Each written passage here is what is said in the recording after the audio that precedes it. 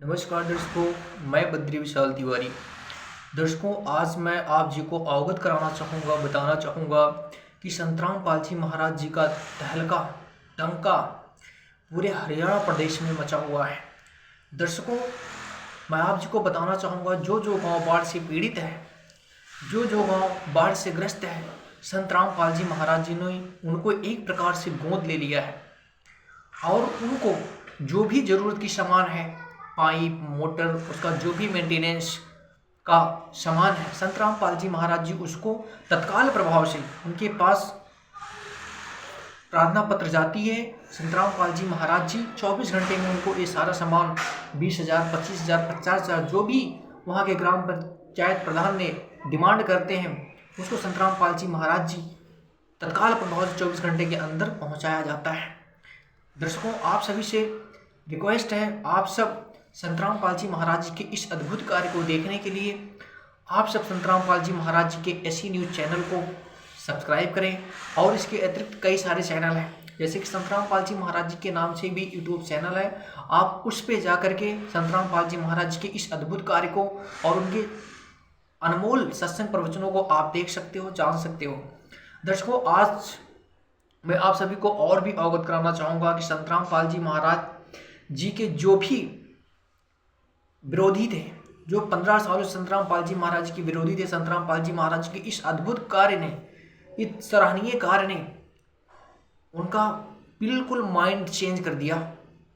जो 15 साल से विरोधी बने थे, वो आज 1 महीने में, 2 महीने में संतराम पालजी महाराज जी ने उनको, उनके माइंड की सोच, उनकी विचारधारा को चेंज कर दिया कि संतराम पालजी महाराज जी वास्तव में निर्दोष हैं और उनको गलत तरीके से उनको राजनीतिक के तहत फंसाया गया है, जो कि बिल्कुल मिथ्या है, जो कि बिल्कुल गलत है।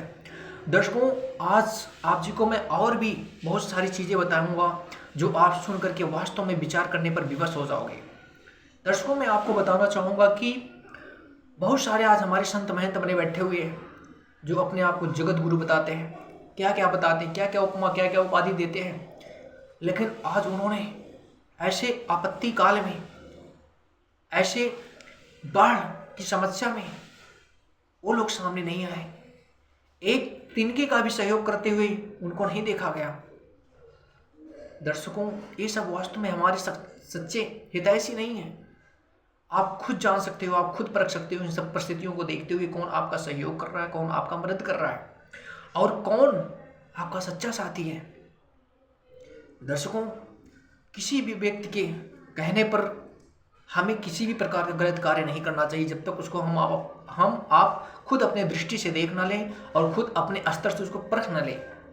लोग बहुत सारे होते हैं, बात कुछ और होती है, अफवाह कुछ और बनाते हैं, जो कि हम ऐसे संत का निंदा करके या उसका विरोध करके पाप के भागी बन जाते हैं।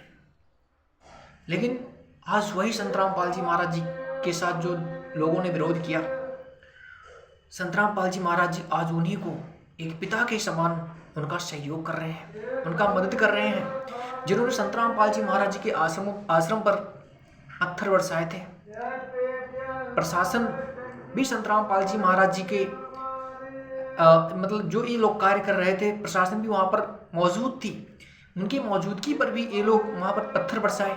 आज संतराम पालजी महाराज जी उन्हीं को अपने गोद में ले लिया है। उनको संतराम पालजी महाराज जी कह रखा है कि कुछ भी हो, ये बाढ़ का पानी यहाँ से निकलना चाहिए और अगली फसल बीजनी चाहिए। जितनी भी आपको आवश्यकता सामग्री चाहिए वो तत्काल प्रभाव से आपको दिया जाएगा, पर आपकी जिम्मेदारी ये है इसको जल्दी से जल्दी निकालिए और अगली फसल की बिजाई हो। संतराम पालजी महाराज जी ने कहा, फसल की बिजाई होने पर मैं इसकी एक वीडियो बनाऊंगा, एक क्लिप बनाऊंगा, और फिर जब फसल आपकी लहलहाती रहेगी, फसलों में हरियाली आ जाएगी, फिर मैं आपकी एक और क्लिप बनाऊंगा और अपने सभी सतलोक आश्रमों में इस चीज़ को मैं दिखाऊंगा कि देखो मेरे बच्चों का दिया हुआ एक एक पैसा, मेरे अनुयायियों का दिया हुआ एक एक पैसा ऐसे सराहनीय कार्यों पर लगाया जाता है जिससे उन्हें कई गुना भगवान उनको पुण्य कर्म देता है, उनका भाग्य बनाता है। दर्शकों, आप सभी से रिक्वेस्ट है, आप सभी इस वीडियो को ज़्यादा से ज़्यादा शेयर करें और हमारे चैनल को सब्सक्राइब करें। आप तक इसी तरीके का अपडेट मैं और भी पहुंचाता रहूँगा। धन्यवाद।